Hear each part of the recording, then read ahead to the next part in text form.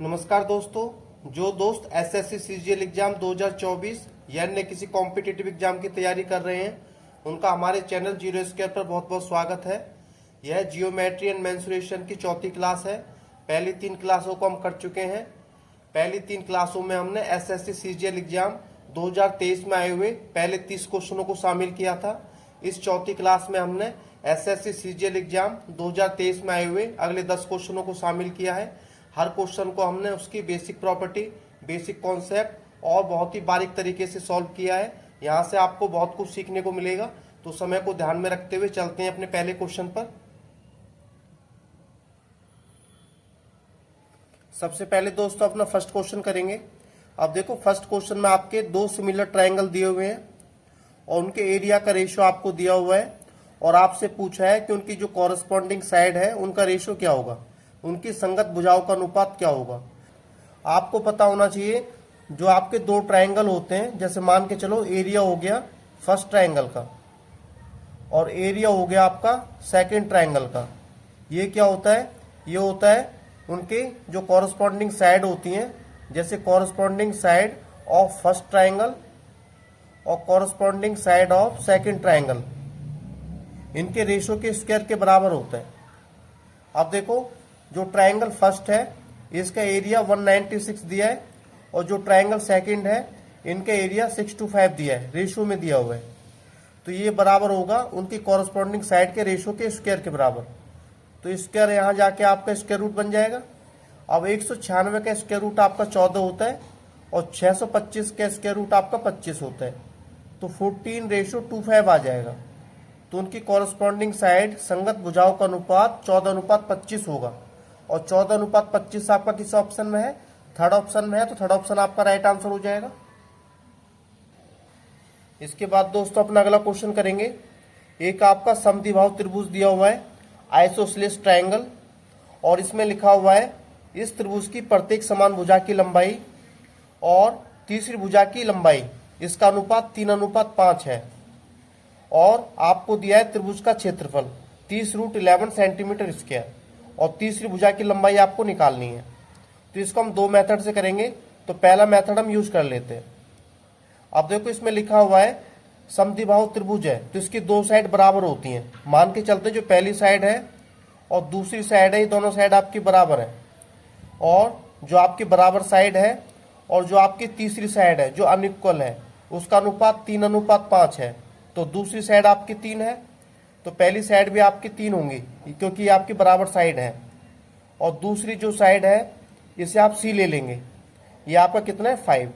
तो इसको Heron formula से हम कर लेंगे।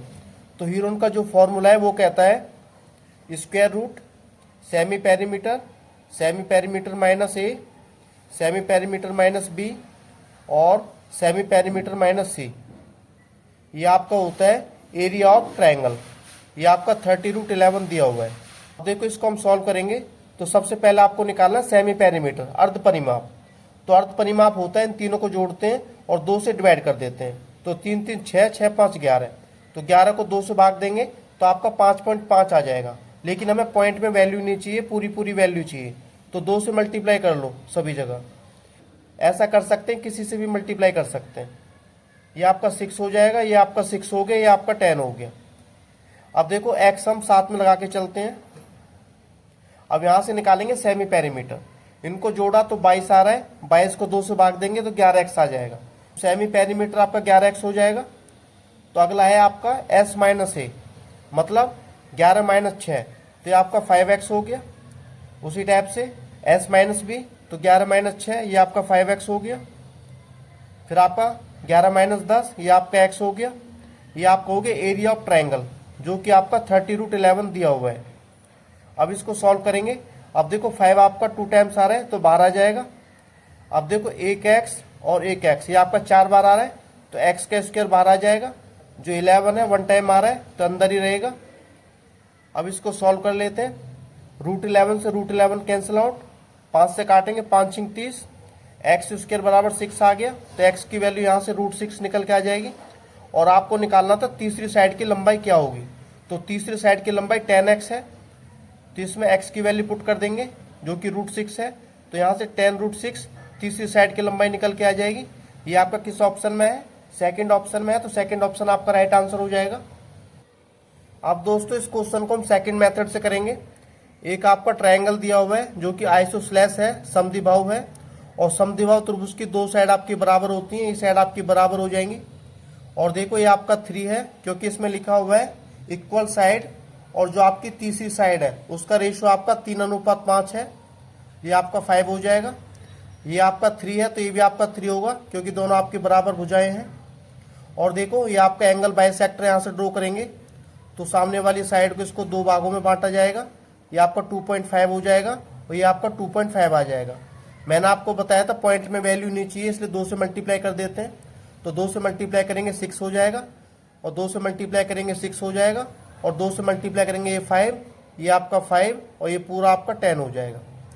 तो यहाँ से आप इसकी लंबाई निकाल सकते हैं, इसकी हाइट कितनी है। ये आपका पाइथागोरस बन जाएगा, ये हाइपोटेनियस, ये बेस, ये परपेंडिकुलर। तो परपेंडिकुलर निकालने के लिए 6 छंगड़े 36 और 5 पच्चे 25, तो आपका √11 निकल के आ जाएगा। अब देखो एरिया आपको दिया हुआ है, एरिया दिया है 30√11 सेंटीमीटर स्क्वायर, और एरिया होता है इसका 1/2 बेस इंटू हाइट। बेस आपका पूरा यहाँ से लेके यहाँ तक हो जाएगा जो कि 10 है, और हाइट आपने अभी निकाली है √11, और जो कि बराबर है 30√11 के।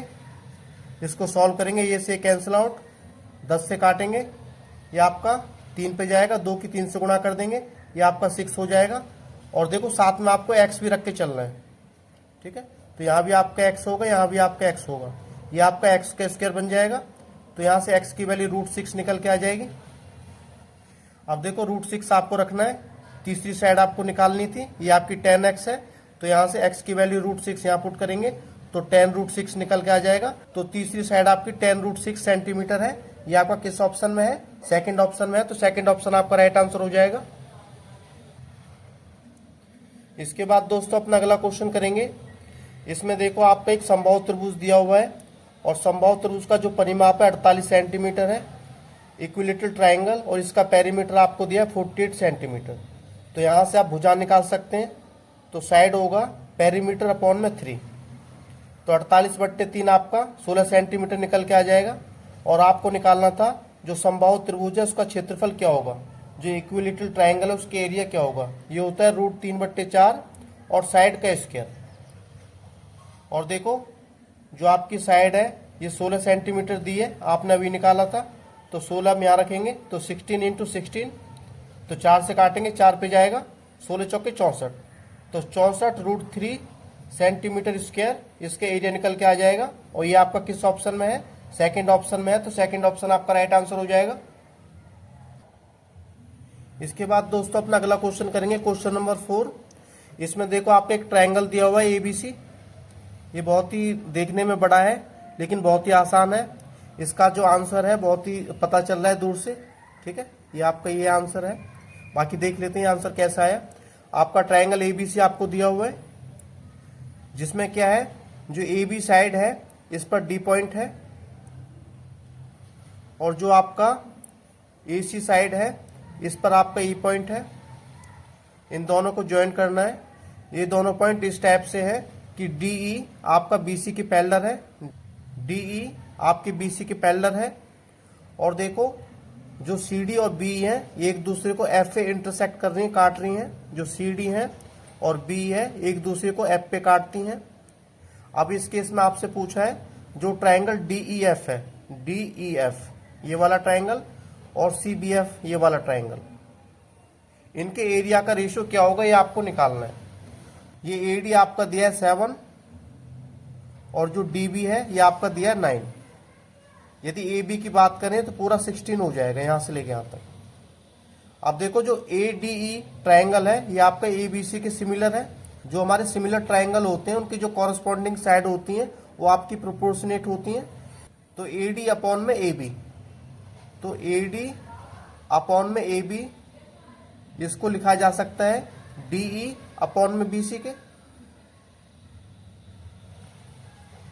अब देखो जो AD है ये आपका दिया है 7, और जो AB है यहां से लेके यहां तक ये दिया आपका 7, 9, 16। और आपको निकालना था ये दोनों जो ट्रायंगल है इनके एरिया का रेशियो क्या होगा, ये भी आपके क्या सिमिलर होंगे। अब देखो जो एफ है ये आपका कॉमन है, और जो अल्टरनेट एंगल होते हैं बराबर होते हैं, जैसे एंगल ई एंगल बी के बराबर हो जाएगा, और जो एंगल डी है ये एंगल सी के बराबर हो जाएगा। तो दोनों ट्रायंगल आपके सिमिलर हैं, और जो आपके ट्रायंगल सिमिलर होते हैं उनकी जो कॉरस्पॉन्डिंग साइड है ये आपकी प्रोपोर्शनेट होती है। अब देखो एरिया है triangle D E F upon में एरिया ट्रायंगल है सी बी एफ, इनका जो रेशियो है उनके साइड के रेशियो के स्क्वायर के बराबर होगा। इसका डी ले लेते हैं, इसका बी सी ले लेते हैं, तो डी ई अपॉन में बी सी इसका स्क्वायर। अब देखो जो डी ई है ये आपका 7 है, तो 7 का स्क्वायर 49 होता है, बी सी आपका 16 है, इसका 256 होता है। और ये आपका किस ऑप्शन में है, ये आपका फर्स्ट ऑप्शन में है, तो फर्स्ट ऑप्शन आपका राइट आंसर हो जाएगा। इसके बाद दोस्तों अपना अगला क्वेश्चन करेंगे, क्वेश्चन नंबर 5। इसमें लिखा हुआ है कॉनिकल टेंट है इस टाइप का, ये बनाया जा रहा है, और इसकी जो रेडियस है ये आपकी 6 यूनिट दी हुई है, ये आपकी रेडियस है। और जो हाइट है ये वाली ये दी है आपको 8 यूनिट, और इसको कैनवास से बनाया जा रहा है। और इसमें आपको निकालना है तंबू को बनाने के लिए कितने कैनवास की आवश्यकता होगी। तो आपको इसमें निकालना है सरफेस एरिया। जो आपका सरफेस एरिया होता है ये होता है पाई आर एल। अब वैल्यू पुट कर देंगे, पाई होता है 22/7, और जो रेडियस है आपका 6 है। अब देखो जो एल है स्लैंट हाइट, ये आपको निकालना पड़ेगा। स्लैंट हाइट होता है स्क्वायर रूट रेडियस का स्क्वायर और प्लस हाइट का स्क्वायर, ये आपका 100 हो गया, और 100 का स्क्वायर रूट आपका 10 होता है। तो स्लैंट हाइट आपके यहाँ से 10 यूनिट निकल के आ जाएगी। अब देखो जो 22/7 है इसकी जगह आप 3.14 रखो, इससे आपको मल्टीप्लाई करना है। अब देखो इसको सॉल्व करेंगे, पॉइंट के बाद आपकी 2 डिजिट है, तो 100 आपका नीचे आ जाएगा। ये आपका है 6 × 10, ठीक है, 0 से 0 कैंसिल आउट। अब इसकी इससे मल्टीप्लाई करेंगे, 6 चौक 24 और 2 6 2 8 6 3 18, तो आपका यहाँ से 188 पॉइंट समथिंग निकल के आ जाएगा। और ये आपका किस ऑप्शन में है, ये आपका सेकंड ऑप्शन में है, तो सेकंड ऑप्शन आपका राइट आंसर हो जाएगा। इसके बाद दोस्तों अपना अगला क्वेश्चन करेंगे। आपको एक ट्रायंगल एक्स वाई जेड दिया है, ये आपका ट्रायंगल है, और ये आपका एक्स है, ये आपका वाई है, ये आपका जेड है, जिसमें एक्स वाई आपका 4 सेंटीमीटर है, और जो एक्स जेड है ये आपका 5 सेंटीमीटर है, और जो क्यू एक पॉइंट है वाई जेड पर यहाँ ले लेते हैं, और जो एक्स क्यू है ये बाइसेक्ट करता है, ये आपका एंगल बाइसेक्टर है। और जो एंगल एक्स है इसको 2 समान भागों में बांटता है, मतलब ये वाला भाग इस वाले भाग के बराबर हो जाएगा। अब देखो जो एंगल एक्स है दोनों ट्रायंगल में कॉमन है, और जो एंगल क्यू है प्रत्येक में 90 डिग्री है, और जो आपका वाई क्यू है ये आपका क्यू जेड के बराबर है। तो ये वाला ट्रायंगल इस ट्रायंगल के सिमिलर है। यहाँ आपका आएगा एक्स वाई अपॉन में एक्स जेड, क्योंकि इनकी कॉरस्पॉन्डिंग साइड प्रोपोर्शनेट होती हैं, समानुपातिक होती हैं। अब देखो ये आपकी कॉमन है x Q upon x Q, और ये वाले देखो वाई क्यू और क्यू जेड। अब देखो एक्स वाई आपका 4 दिया है, और एक्स जेड आपको 5 दिया है, और जो रेशियो इनके बीच में होगा वही रेशियो इनके बीच में होगा। तो यहाँ से 4:5 निकल के आ जाएगा। तो इनके बीच में जो रेशियो होगा 4:5 का होगा। तो इनके बीच में जो रेशियो होगा वो 4:5 का होगा, और 4:5 आपका किस ऑप्शन में है, थर्ड ऑप्शन में है, तो थर्ड ऑप्शन आपका राइट आंसर हो जाएगा। इसके बाद दोस्तों अपना अगला क्वेश्चन करेंगे। इसमें देखो एक समबाहु त्रिभुज दिया हुआ है, और समबाहु त्रिभुज के चारों तरफ आपका एक वृत्त है। अब देखो ये आपका है पी क्यू आर, जो आपका इक्विलेटरल ट्रायंगल होता है उसका प्रत्येक कोण आपका 60 डिग्री का होता है। ये भी आपका 60 होगा, ये भी आपका 60 होगा, ये भी आपका 60 होगा।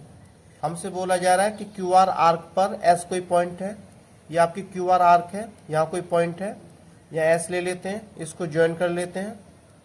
और हमसे पूछा गया है कि एंगल पी एस क्यू क्या होगा, ये वाला, इसको ज्वाइन कर लेते हैं, इस वाले को, ये वाला निकालना है। यहाँ आपको एक चीज देखनी है, angle in the same segment ये आपके इक्वल होते हैं। और इक्वल कैसे होते हैं, मान के चलो ये कोई सर्कल है, और ये आपकी आर्क है ए बी, और ये आपका कोई सेगमेंट हो गया इस आर्क का। तो यहाँ से सर्कमफ्रेंस पे एक एंगल बन रहा है, मान के चलो ये थीटा है, और इसी आर्क से इसी सेगमेंट से यहाँ कोई एंगल बन रहा है, ठीक है, ये वाली आर्क की लेके चलनी है, यहाँ भी आपका थीटा ही बनेगा। तो यहाँ से ये पता चलता है कि यदि आपका सेम सेगमेंट है तो सरकमफ्रेंस पे बनने वाला एंगल आपका हमेशा बराबर होता है। अब देखो इसको हम यहाँ समझ लेते हैं। आप लेके चलते हैं पी क्यू आर्क, और ये जो आर्क है यह एंगल बना रहा है 60 डिग्री का। अब इसी आर्क को हम दोबारा लेके चलते हैं, तो यहाँ से देखो ये वाला एंगल बन रहा है, तो ये वाला एंगल इसके बराबर होगा। ये 60 डिग्री है तो ये भी आपका 60 डिग्री होगा। यही आपको निकालना था, पी एस क्यू क्या होगा, पी एस क्यू, तो ये आपका 60 डिग्री होगा। और 60 डिग्री आपका किस ऑप्शन में है, फोर्थ ऑप्शन में है, तो फोर्थ ऑप्शन आपका राइट आंसर होगा। इसके बाद दोस्तों अपना अगला क्वेश्चन करेंगे, क्वेश्चन नंबर 8। आपका देखो दो ट्रायंगल दिया हुआ है, ट्रायंगल ABC है और ट्रायंगल PQR है। ये आपका A है, ये आपका P है। A और P आपके दोनों 90 डिग्री दिए हुए हैं, ये आपके 90 हैं, ऐसे हम रख लेते हैं। और बाकी जो साइड हैं ले लेते हैं, ये B है, ये C है, ये Q है, ये R है। अब जो AC है आपका 5 है और जो BC है ये आपका 9 है। इसमें देखो जो PR है ये आपका 3 है और QR आपका 8 है। और यहाँ कुछ ऑप्शन दिए हुए हैं, हमें बताना कौन सा सही है।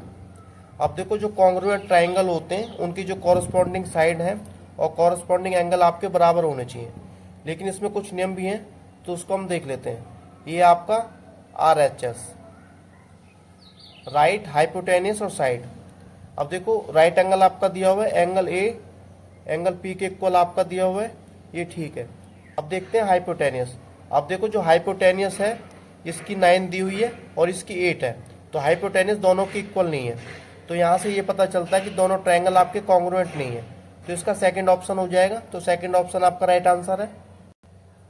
इसके बाद दोस्तों अपना अगला क्वेश्चन करेंगे। इसमें लिखा हुआ है समान त्रिज्या वाले एक शंकु और एक बेलन के आयतन समान है, उनकी ऊंचाइयों का अनुपात क्या होगा। एक कॉन है, एक सिलेंडर है, दोनों की सेम रेडियस है और सेम वॉल्यूम है। आपको निकालना है उनकी हाइट का रेशियो क्या होगा। अब देखो एक आपका कॉन है और एक आपका है सिलेंडर। अब दोनों के केस में देखो दोनों के वॉल्यूम आपके बराबर है, तो इसका वॉल्यूम होता है 1/3 पाई आर स्क्वायर एच। रेडियस दोनों की समान है। इसका जो हाइट है वो हम एच मान लेते हैं, कैपिटल एच, और जो सिलेंडर है इसका जो हाइट है स्मॉल एच ले लेंगे। इसका वॉल्यूम होता है पाई आर स्क्वायर एच। अब रेडियस दोनों की समान है। अब पाई आर स्क्वायर और पाई आर स्क्वायर ये कैंसिल आउट हो जाएंगे और आपको निकालना है उनकी हाइट का क्या रेशो होगा।